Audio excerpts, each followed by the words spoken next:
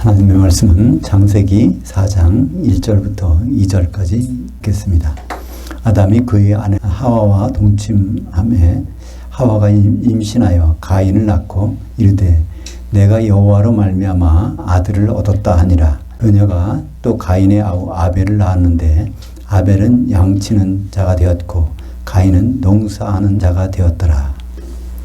원전으로 바로 보는 창세기 오늘은 4장 첫 번째 시간입니다. 가인과 아벨의 제사, 예배의 성공과 실패의 요인이라는 제목으로 말씀을 나누겠습니다. 그 선악과 사건을 통해서 사실은 아담과 하와는 죽었어야 되는 사람입니다. 근데 이들이 살아서 이제 자녀를 낳는 것이 나오죠. 그래서 아담이 아내 하와와 동침함에, 그래서 그 아내의 이름이 여기 처음 등장합니다. 그죠? 그전에는 이름이 안 나왔어요. 그 이름이 왜 나왔다고 그랬죠? 하이, 산 것, 그 형용사로 살아있는 것이 하이인데, 하와! 그러니까, 야, 살았다! 아담이 이제 하나님 말씀을 쭉 듣고 보니까, 이게 우리가 살았잖아. 그 말씀을 해서 그게 아내의 이름이 되었고, 그런 아담이 사실은 죽었어야 되는데, 하나님 말씀을 믿음으로 받아들이니까, 살았다는 그 고백을 하니까 사람이 마음으로 믿어 의에 이르고 입으로 시인하여 구원에 이르느니라. 로마서 10장 10절에 있죠.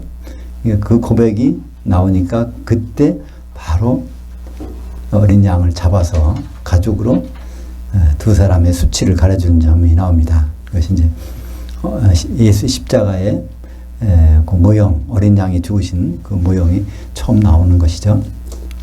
그래서 아담은 왜 아담인가요?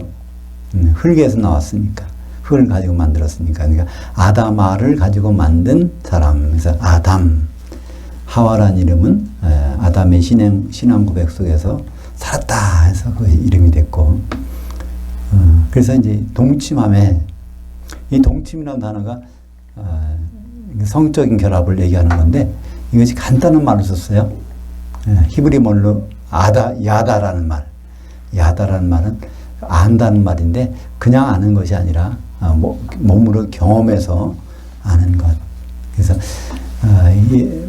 창세기 3장 22절에 이 아담이 선악을 아는 일에 우리 중 하나와 같이 되었다 할 때 선악을 안다는 것은 직접 죽음과 부활을 경험하는 일 되는 거죠. 그래서 여기에 나오는 야다의 의미가 확실히 창세기 4장 1절을 통해서 의미를 알 수 있습니다. 야다라는 단어의 의미.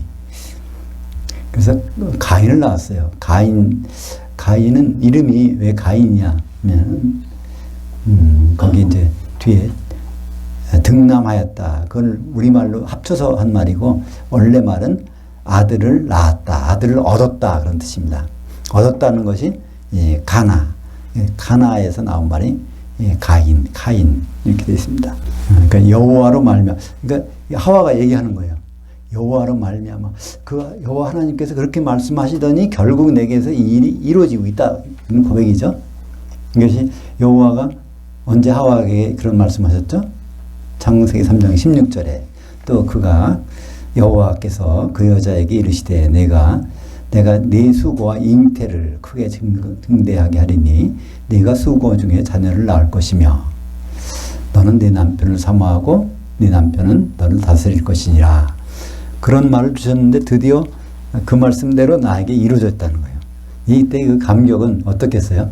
사실 내 죽은 목숨인데 하나님께서 나를 살려주셔서 그 말씀을 하시되 내가 잉태도 하고 한다고 그랬더니 정말 이게 내 몸에서 이루어지는구나. 그런 고백에서 여호와로 말미암아라는 말이 나옵니다. 그냥 남편하고 관계에서 애를 낳았다는 뜻이 아니죠. 여호와께서 해주셨다. 근데 이 둘째 아들 이름은 좀 달라요. 둘째 아들 볼까요? 그녀가 또 가인의 아우 아벨을 낳았는데 아벨은 양치는 자가 되었고 가인은 농사하는 흙을 섬기는 자가 되었더라. 그래서 아벨은 뜻이 공허하다는 뜻이에요. 근데 여기서 아벨과 가인의 직업이 나와 있어요.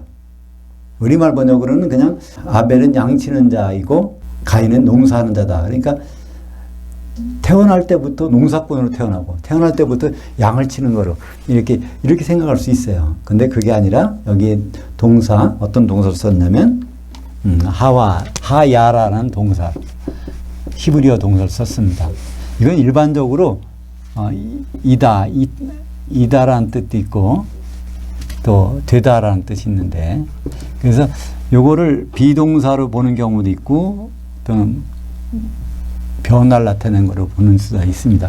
그 대개 이거를 비동사로 보니까 이 하야에서 그러니까 여호와 이름을 거기서 나오거든요. 출애굽기 3장 14절에 보면은 나는 하야하는 하나님 이렇게 나오니까 나는 스스로 존재하는 하나님이다 이렇게 생각합니다. 근데 성경에서는 그런 의미도 있지만 대부분은 뭐가 되는 하나님, 되게 하는 하나님이에요. 그래서 요 뜻으로 성경의 대부분은 요 뜻으로 되다 또 이걸 사역동사로 써서 되게 하다. 그래서 여호와 이름은 되게 하시는 분, 그래서 성취하시는 분 이런 의미 여기 나온 건데 신학적으로 많은 사람들은 심지어 성경에서는 그것을 되게 하다 되다는 뜻이 아니라 스스로 존재한다고 하잖아요. 그래서 나는 스스로 존재한다. 그것이 여호와다. 이렇게 해버리니까 하나님에 대한 생각이 전혀 달라지는 거예요. 그는 가만히 있는 분이고. 근데 그분은 계획을 세워서 그걸 끝까지 추진하는, 실천하는, 완성하는, 성취하시는 분. 어린 양의 결혼식까지 성취하시는 분을 여호와라고 합니다. 그래서 이 하야가 어떤 뜻이냐를 여기 문장에서 볼 수 있어요. 여기서 분명히 아벨은 양 치는 자로 태어난 건 아니죠.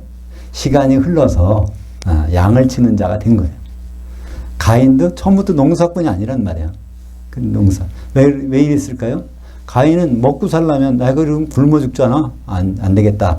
그래서 이제 농사법을 익혀갖고 농사지는 그런 삶을 산 거고, 그걸 여기서 흙을 섬기는 자라는 단어를 썼어요. 흙을 섬기는 가인이 됐고, 하나님 안 도와주셔도 내가 먹고는 살아야지. 그런 개념이 여기 들어가 있고요. 아벨은 양을 치면은 경제적으로 완전히 파탄이에요. 양을 쳐서 경제적 이익을 가질 수 있는 방법이 없어요. 노아홍수 전이니까 날씨가 따뜻해서 옷을 사 입는 사람도 없고, 그때 육식은 허용이 안 됐으니까 양고기나 우유나 밀크 같은 거 안 팔리고, 그럼 양을 쳐서는 자기가 굶어 죽기 딱 알맞아요. 하나님이 도와주시지 않으면 이건 굶어 죽는 사람이 되는 거예요. 근데 왜 양을 쳤을까요? 우리는 여기서 가인과 아벨에 대해서 아담이 또는 하와가 들려준 얘기가 있을 것입니다. 우리가 이렇게 해서 선악과를 먹어서 죽을 목숨이었는데 이렇게 해서 태어났다. 그래서 하나님이 내 가죽옷이 그때 하나님 만들어 주신 거야. 내가 무화과나무 잎으로 이걸 수치를 가리고 있었는데 하나님이 결국은 양을 잡아서 그 가죽으로 나를 덮어줬다. 그걸 아담과 하와에게 이제 가인과 아벨에게 했을 것입니다. 그러니까 아벨이 그걸 기억하고 있다가 양을 어떻게 잡지? 하나님을 어떻게 만나지? 그럼 결국은 자기가 양 치는 자가 되는 거예요. 그래서 하나님 만날 때마다 양을 잡아서 피를 가지고 하나님 만나야 되니까. 근데 가인은 그걸 들었어도 별 생각 안 하는 거예요. 그래서 제삿날 딱 맞춰서 자기가 할 일을 하는 것이죠. 이런 차이가 있습니다. 근데 이것은 제가 생각한 상상력을 동원해서 추측하는 것이 아니에요. 그것이 히브리서 11장에 기록이 되어 있거든요. 바로 11장 4절에 보면 믿음으로 아벨은 가인보다 더 나은 제사를 하나님께 드림으로 의로운 자라는 증거를 얻었으니 하나님이 그 예물에 대하여 증거하심이니라. 그가 죽었으나 그 믿음으로써 지금도 말하느니라. 아벨의 제사는 믿음으로 드렸다는 거예요. 설득당한 게 있다는 거예요. 그래서 양을 잡아가지고 양으로 제물을 드렸다는 겁니다. 그러니까 그 생각은 어디서 나왔겠어요? 그러니까 자기의 부모가 양 가죽으로 입혀진 그 사건, 그걸 통해서 하나님은 반드시 피를 가지고 만나는 분이구나. 그걸 믿음으로 했다는 것이 히브리서 11장 4절에 우리는 알 수 있습니다.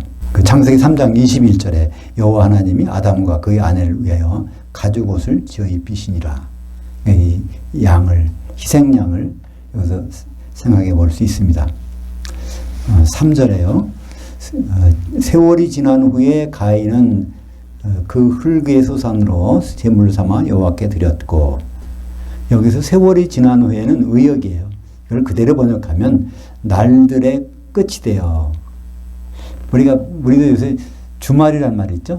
주일, 평일날이 끝이면 주말이죠.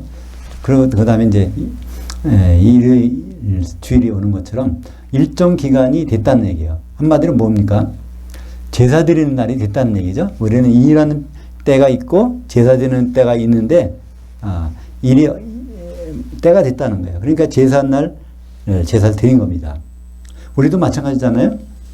오늘 예배 드리는 이유가 오늘 예배 드리는 날이니까. 그것처럼 이것이 이제 확대된 게 뭐죠? 요새 주일 성수라는 말이 나옵니다. 근데 사실 이 주일 성수라는 말은 성경에 없어요. 안식일 성수라는 말이 있어요. 새롭게 보면 안식일 성수라는 것은 그러니까 한자로 성수, 거룩히 지키는 것이 성수예요. 안식일을 거룩히 지키라, 이것이 이제 한자 용어로 안식일 성수. 그래서 이제 그 말에서 안식일이 바뀌어져서 주일로 바꿔서 만든 것이 요즘 하는 주일 성수인데, 이것은 성경에 없는 말입니다. 그러나 우리는 왜 주일을 지킵니까? 이날을 모이기가 좋은 날이니까. 그래서 하나님께 예배드리기 위해서 오늘 모이는 것이지 주일 지키기 위해서 모이는 것은 아닙니다. 그래서 세월이 지난 후에라는 것은 예배 시간이 되어서 제삿날이 되어서 그렇게 볼 수가 있는 것이죠. 4절 보면 아벨은 자기도 양의 첫 새끼와 그 기름으로 줬더니, 그래서 가인도 아벨도 제삿날을 딱 시켰어요. 그러니까 성수한 거죠. 그래서 그런데 하나님께서 이 아벨과 그의 제물을 받으셨으나 가인과 그의 제물을 받지 아니하였더라. 그러니까 이건 뭐가 중요한 말이 여기서 나오는데요. 하나님은 예물만 보시는 게 아니다는 거예요. 그 사람을 보신단 말이에요. 아벨도 보시고, 그럼 아벨이 갖고 온 제물도 보시고, 가인도 보시고, 가인의 제물도 보셨는데, 여기서 가인과 그 제물은 받지 않으셨다는 거죠. 이 말은 뭘까요? 오늘 제삿날 뭘 했느냐가 중요한 것이 아니라 그 사람 제삿날 이전에 한 것을 더 중요하게 여기신다는 거예요, 하나님이. 그래서 하나님이 가인을 보니까 오늘뿐이 아니라 과거를 보니까 안 되겠다. 그래서 안 받으신 장면이 나옵니다. 창세기 보면은 야곱과 에서의 이야기가 나오죠. 근데 하나님이 성경에 보면요, 에서는 미워하고 야곱은 사랑하였다, 그런 말이 나옵니다. 로마서 9장 12절에 보면 리브가에게 이르시되 큰 자가 어린 자를 섬기리라 하였나니 기록된 바 야곱은 사랑하고 에서는 미워하였다 하심과 같으니라. 그러니까 이것을 가지고 하나님은 예정하셨다는 거예요. 아벨은 처음부터 태어나기 전부터 에서는 미워하고 태어나기 전부터 야곱은 사랑하신다. 이렇게 보는 사람도 있어요. 대부분 그렇게 또 보죠. 예정론을 볼 때는. 그래서 보통 우리 사람도 구원받은 것은 하나님이 예정하셨기 때문에 구원받았다 이렇게 하는데, 이것은 전혀 그렇지가 않습니다. 사실 그 야곱과 에서는 쌍둥이죠. 리브가의 뱃속에 들어있던 쌍둥이인데, 리브가가 막 그 뱃속에서 애들이 싸우니까 고통이 심해서 하나님께 물어봤어요. 그러니까 하나님이 뭐라고 말씀하시죠?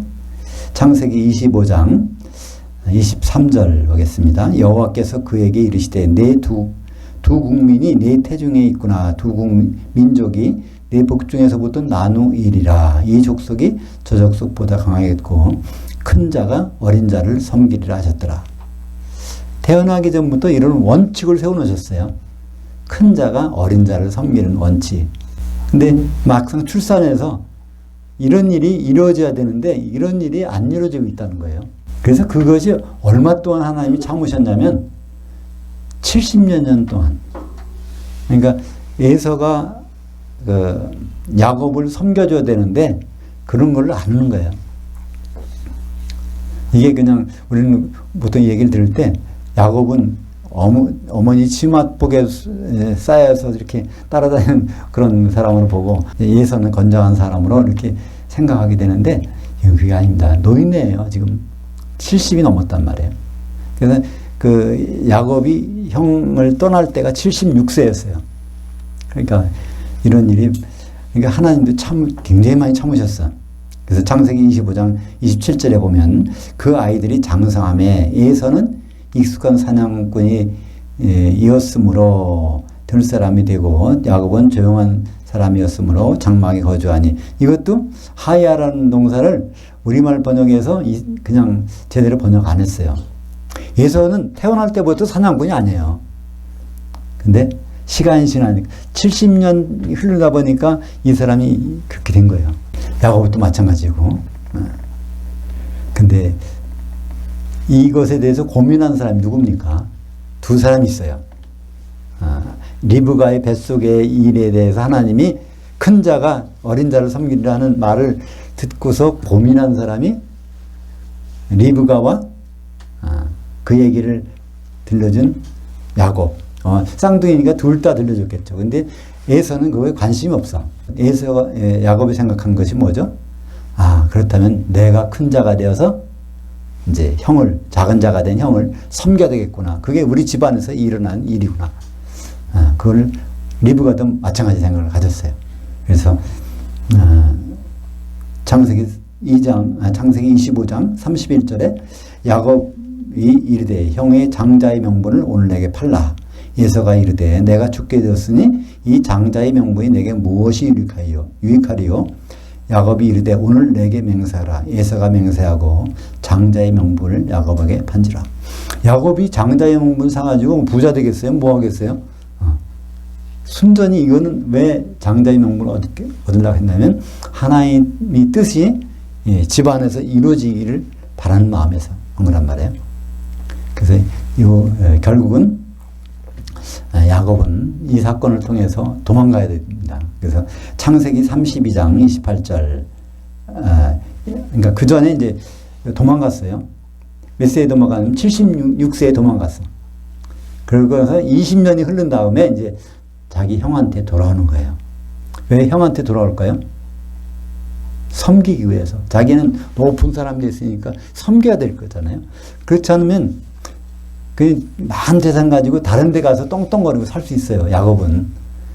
왜 형한테 가서 거기 맞아 죽으려고 형한테 갑니까? 하나님의 말씀이 생각이 나서. 그래서 그는 그걸 가게 됩니다. 근데 가기 전에 하나님이 마지막에 네가 정말 이 96세가 되어서 이렇게까지 하니까 너를 합당하게 큰 자로 만들어주겠다. 정말 큰 자가 작은 자를 섬기는 것으로. 그래서 야곱이 큰 자가 돼요. 이스라엘이 된단 말이에요. 그래서 이스라엘이 돼가지고 형을 만나러 가는 장면을 마지막에, 그게 클라이막스입니다. 이스라엘이 되는 거. 야복강에서 씨름하다가 결국은 이스라엘이 되잖아요. 그래서 이스라엘로서 야곱을 섬기는 장면이 나오게 됩니다. 그래서 창세기 32장 28절에 보면 그가 이르되 내 이름을 다시는 야곱이라 부를 것이 아니요 이스라엘이라 부를 것이니 이는 내가 하나님과 견주고 사람들과 겨루어 이겼음이니라. 여기서 이스라엘은 사라라고 하는 동사에서 왔어요. 사라라는 동사는 이긴다. 그런 뜻입니다. 그럼 엘이라는 건 하나님이잖아요. 하나님을 이긴다는 뜻이 아니라 이스라라는 것은 하나님이 이기게 해주셨다. 하나님이 일부러 더 주신 거예요. 그죠? 그러니까 하나님이 이기게 해주시는 사람. 그런 사람보다 큰 사람이 어디 있을까요? 그러니까 세상에서 제일 큰 사람이 돼서 이제 형인 이제 장자 명분을 판 형, 그러니까 어린 자가 작은 자가 된 것이죠. 그런 사람을 섬기러 갑니다. 그래서 창세기 33장 5절에 보면 에서가 눈을 들어 여인들과 자식들을 보고 묻되 너와 함께한 이들이 누구냐? 야곱이 이르되 하나님이 주의 종에게 은혜로 주신 자식이니이다. 에서가 이르되 내가 만난 바 이 모든 때는 무슨 까닭이냐? 야곱이 이르되 내 주께 은혜를 입으려 하나이다. 그러니까 장자의 명분을 뺏긴 이 형을 보고 주님이라고 그러는 거예요. 이때 주님은 내 주. 그래서 도 아도나이. 그러니까 주님은 아돈인데 여기가 이가 붙으면은 내주. 그러니까 이는 나의 그런 뜻입니다. 나의. 아도나이. 자기 형을 보고 이 장자의 몸을 뺏긴 형 보고 아도나이 주님을 섬기듯이 한단 말이에요. 이게 어떤 일이죠? 리브가의 뱃속에서 하나님이 말씀하신 그것을 96세에 가서 이루게 됩니다. 96년 동안 하나님을 지켜보신 거예요. 근데 이것들은 다 무엇이죠? 구약에 있는 이 사건들은 예수님 말씀하시기를 나를 증언하는 것입니다. 예수님 그분이 그 높으신 분이 낮은 자가 되어서 우리를 섬기러 오셨잖아요. 그죠? 그와 마찬가지로 그런 예수님의 사건들을 여기서 보여주고 있습니다. 이것도 결국은 야곱과 에서의 얘기가 오늘 왜 나왔습니까? 시간이 경과하다 보니까 이렇게 된 사건들. 야곱이 그런 사람이 되고 에서도 그런 사람이 되는. 그러니까 야곱과 에서의 그 순간을 보시는 것이 아니라 지켜보신다는 하나님은 지켜보시는 분입니다. 우리의 오늘만 보시는 것이 아니라 어제도 보세요. 그저께도 보세요. 과거의 행적들을 지켜보셔서 그리고 나서 오늘 우리를 평가하시겠다는 겁니다. 6절에 여호와께서 가인에게 이르시되 내가 부은하여 하면 어찌 됨이며 안색이 변하면 어찌 됨이냐. 가인은 자기가 한 생각을 한 일들을 깨닫지를 못했어요. 하나님이 왜 내 제사를 안 받아주셨을까?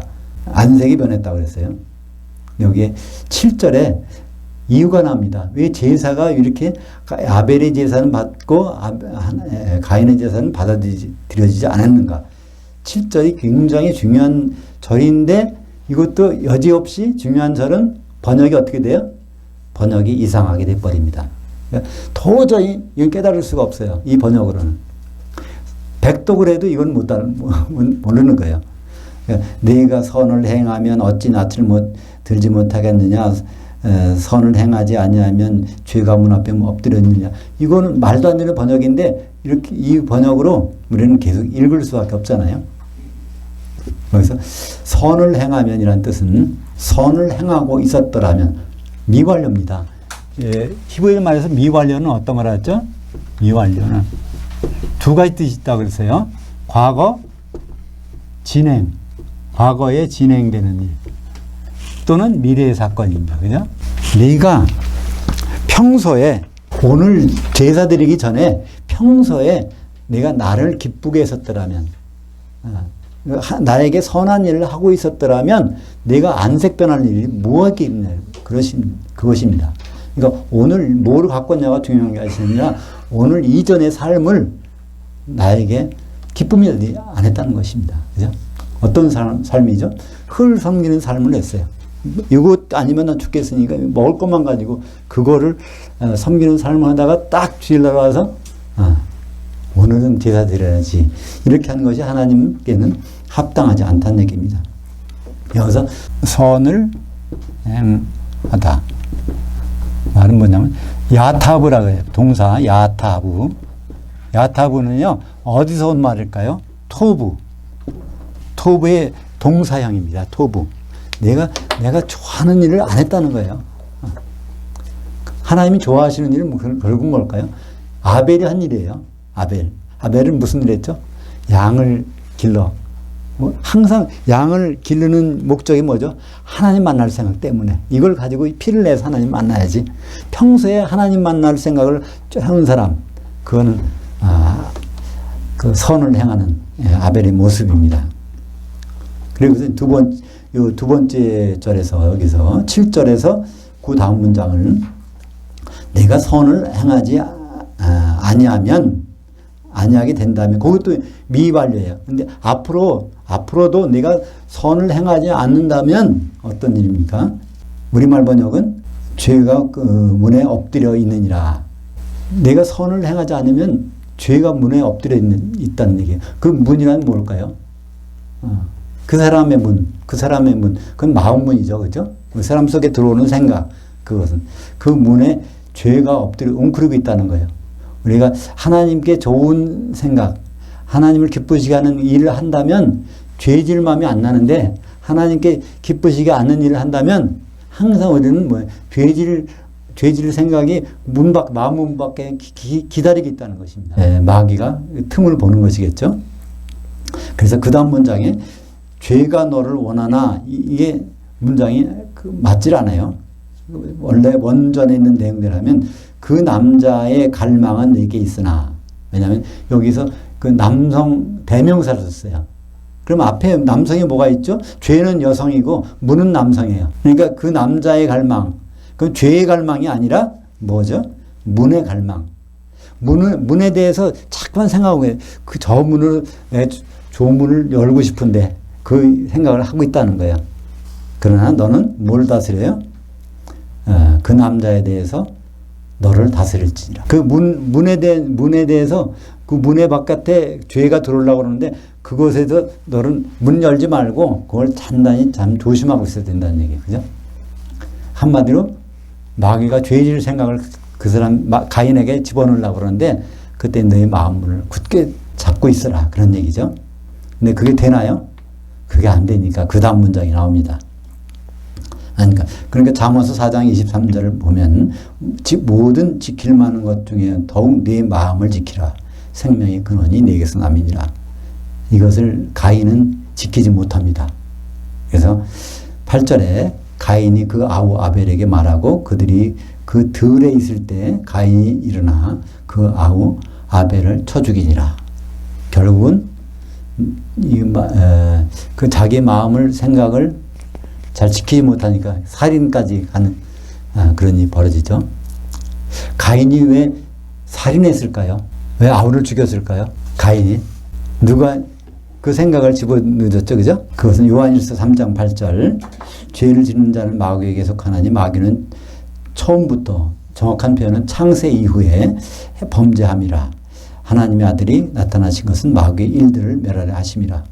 그래서 창세기 1장 2절에 보면 땅이 혼돈하고 공황이 되어버렸고 돼 있잖아요. 그건 마귀가 그때 창세 후에 범죄했다는 거예요.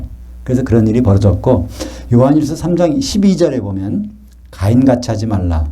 그는 누구에게? 악한 자에게 속하여 그 아우를 죽였으니. 그러니까 악한 자, 마귀가 죄질 생각을 딱 집어넣으니까 자기가 마음문을 지키지 못해서 그 생각이 들어오니까 그래서 아우를 죽였다는 거예요. 가인이 자기 생각으로 죽인 게 아닙니다. 그 마음문을 허술하게 지키고 있다가 악한 자가 그 생각을 집어넣어서 죽이게 된 것을 볼 수 있습니다.